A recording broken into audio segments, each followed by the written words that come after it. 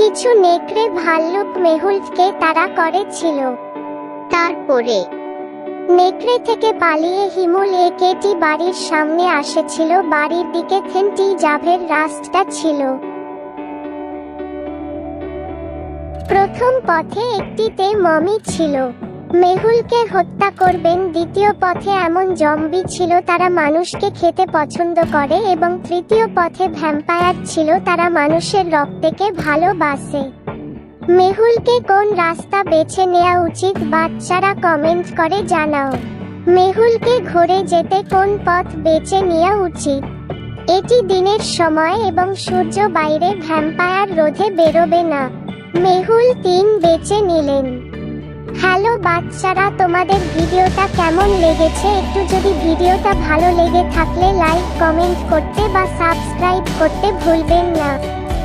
এতে তোমার ভিডিও পেতে লেট হবে না, তার জন্য সাবস্ক্রাইব করে রাখুন। নিউ ইয়র্কে শহরটি জম্বিদের দ্বারা আক্রমণ করেছিলেন। তারপরে একটি মেয়ে বাগানে দাঁড়িয়ে খেলছিল।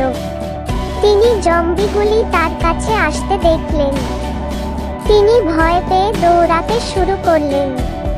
জম্বিগুলি তাকে অনুসরণ করতে চলেছে।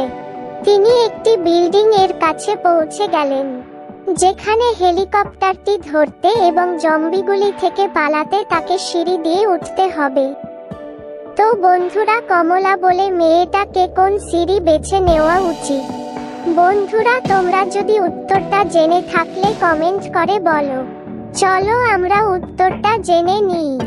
উত্তরটা 6 নম্বর হবে, কারণ তিনি এই 6টি সিঁড়ি নেবেন ছাদে পৌঁছানোর জন্য।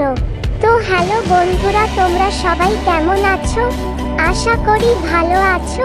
আর একটু যদি ভিডিওটা ভালো লেগে থাকলে লাইক কমেন্ট এবং সাবস্ক্রাইব করতে ভুলবেন না।